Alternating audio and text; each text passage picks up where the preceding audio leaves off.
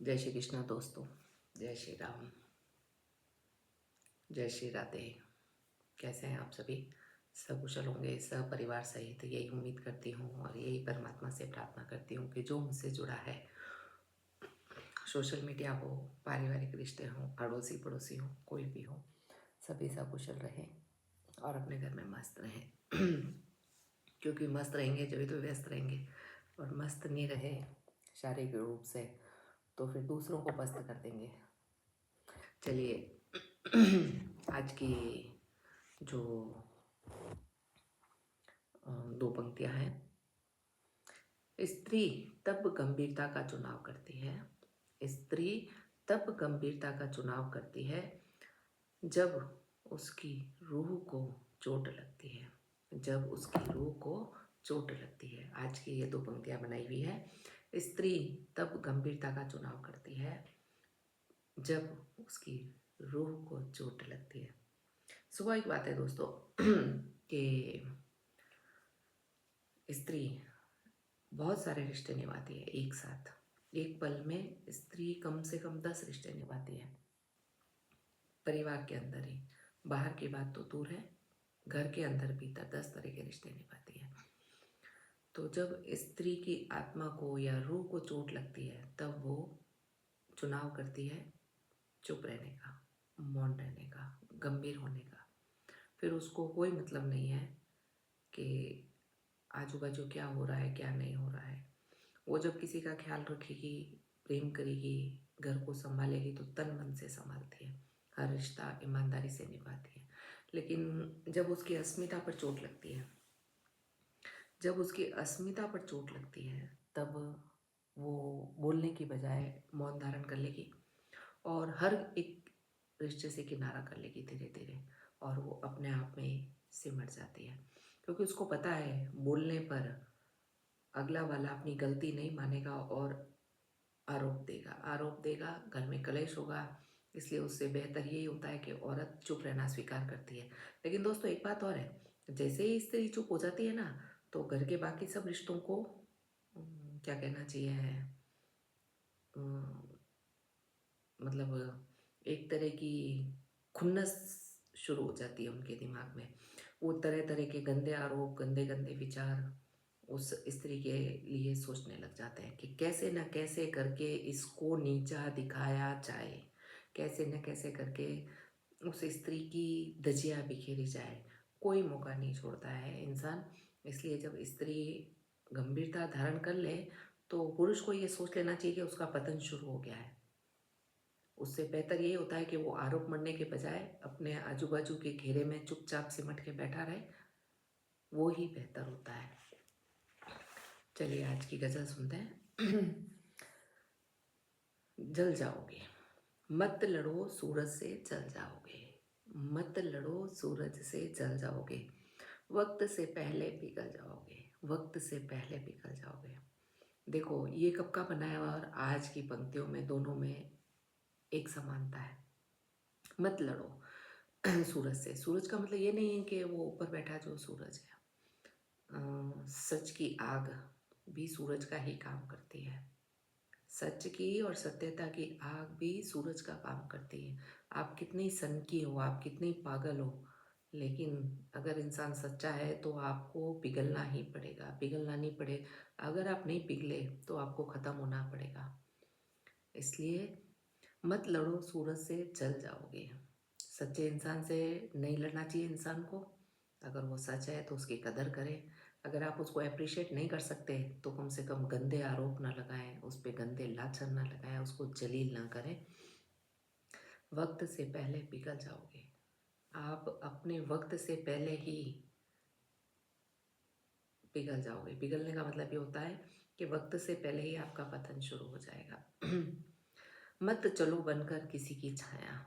मत चलो बनकर किसी की छाया, साथ उसके भी तुम ढल जाओगे।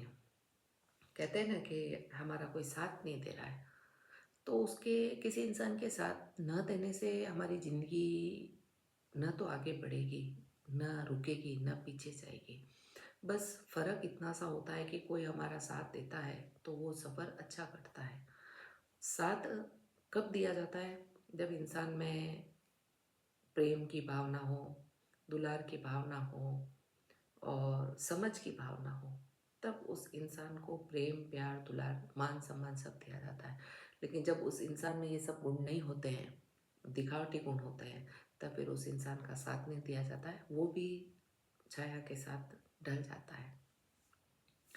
मत कहो ताकत नहीं है शब्दों में, मत कहो ताकत नहीं है शब्दों में, किताबों से ही निकल जाओगे, किताबों से ही निकल जाओगे। जो कहते हैं ना कि तेरे शब्दों में कोई दम नहीं है या तेरी बात में कोई दम नहीं है। दोस्तों, कभी कभी कुछ शब्द ऐसे होते हैं जो अंदर इंसान को इतना छलनी कर देते हैं ना, वो जो कहने वाला है उसको पता ही नहीं चलता है। वो अपनी मतलब होशियारी में, अपने अहंकार में, अपनी अकड़ में अपना घर बर्बाद कर देता है, अपने रिश्ते बर्बाद कर देता है। और मतलब जो औरत के लिए कहा जाता है ना कि सती सावित्री है, तो वो हरिश्चंद्र का लबादा ओढ़ के चुपचाप बैठा रह जाता है और खुद अपने आप को ये साबित करता है मैं बिल्कुल सच हूँ। किताबों से ही निकल जाओगे। किताबों का मतलब ये होता है कि किसी इंसान के दिमाग, घर जब ज़्यादा आती हो जाती है तो हर इंसान अपना पीछे खींच लेता है। वो ना आपका मान सम्मान कर पाएगा दिल से, ना आपकी केयर कर पाएगा। हाँ, खाना बनाए, लो खिला दो। हाँ, ये काम हुआ है, ये कर दो। हाँ, घर में सामान लाना है, ले आओ। वहाँ चलना है, चले चलो। लेकिन जो भाव होते हैं वो आप नहीं पा सकते, चाहे स्त्री हो चाहे पुरुष हो। मत लड़ो सूरज से, जल जाओगे, वक्त से पहले ही पिघल जाओगे। मत चलो बनकर किसी की भी छाया, मत चलो बनकर किसी की छाया, साथ उसके भी तुम जल जाओगे, जल जाओगे। मत कहो ताकत नहीं है शब्दों में, मत कहो ताकत नहीं है शब्दों में, किताबों से ही तुम निकल जाओगे, किताबों से ही तुम निकल जाओगे। मत डरो अब थाम लेगा अंबर, मत डरो थाम लेगा अब अंबर, बूंद बूंद होकर, बूंद बूंद होकर जब तुम उबल जाओगे, जब तुम उबल जाओगे। मत डरो, मतलब जब हम कई बार तक जलील होते हैं किसी के द्वारा, तब फिर हम अकेले चलना शुरू करते हैं। अकेले चलना शुरू करते हैं तब हमारे को डर लगता है कि हम कैसे रास्ता पार करेंगे। लेकिन ऊपर वाला हमेशा साथ चलता है हमारे। अगर आप बिल्कुल नेकी पे हैं तो वो हमेशा आपका साथ देगा, आपका स्वाभिमान झुकने नहीं देगा। भले अगला आपको कितना जलील कर दे, कोई ना कोई तो आपके पक्ष में बोलेगा ही बोलेगा।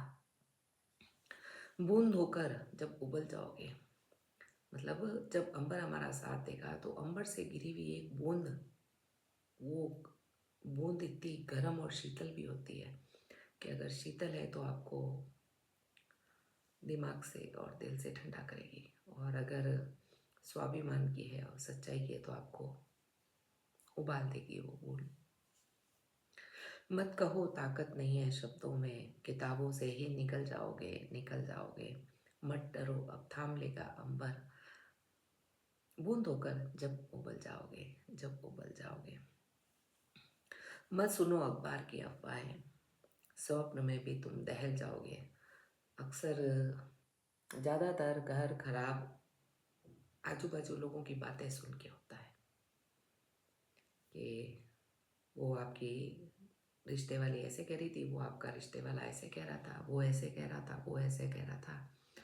मतलब घर फोड़ने वाले हर घर में मिलेंगे। तो कहीं पत्नी मिलेगी तो कहीं पति मिलेगा, तो कहीं बहू मिलेगी तो कहीं बेटा मिलेगा।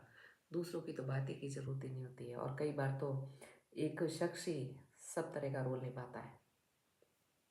सास, बहू, नंदे, पति या पत्नी जो भी है वो एक ही जना 17 तरह के रोल निभाता है।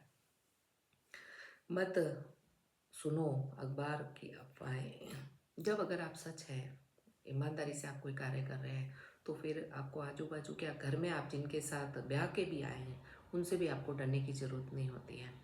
कब तक डरेंगे, कब तक दबेंगे? कभी तो आवाज़ निकलती है, और जब वो आवाज़ निकलती है तो फिर बाबू मोशाय शमशान में भी बोलती है। इस भ्रम में न रहें, शमशान में भी वो आवाज़ बोलती है। मत सुनो अखबार की अफवाहें, स्वप्न में भी तुम दहल जाओगे, दहल जाओगे।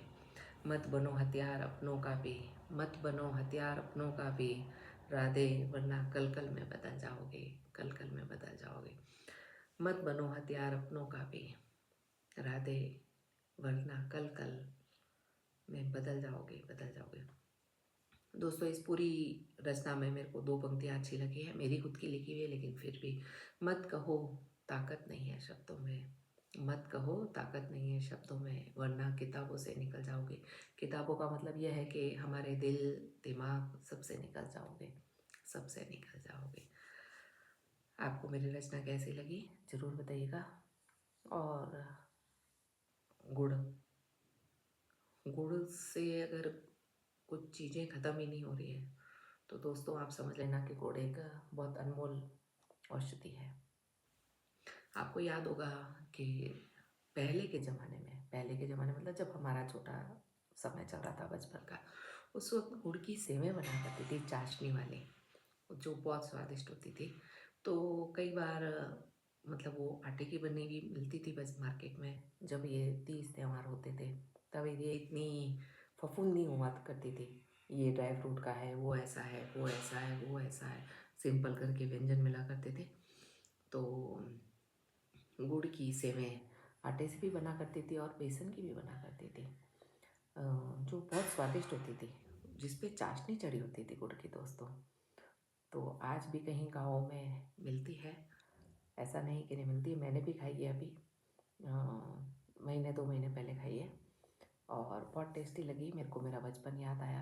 कहीं मिले तो आप भी खाइएगा और अपनों को भी खिलाइएगा ला के। जय श्री कृष्ण दोस्तों, जय श्री राधे। कल फिर मिलेंगे आपको तंग करने के लिए और मेरे विचार आप तक पहुंचाने के लिए। रूबरू तो नहीं मिल सकते, लेकिन हाँ, ये सोशल मीडिया ऐसा है कि हम कहीं भी पहुंच सकते हैं। जय श्री कृष्ण दोस्तों।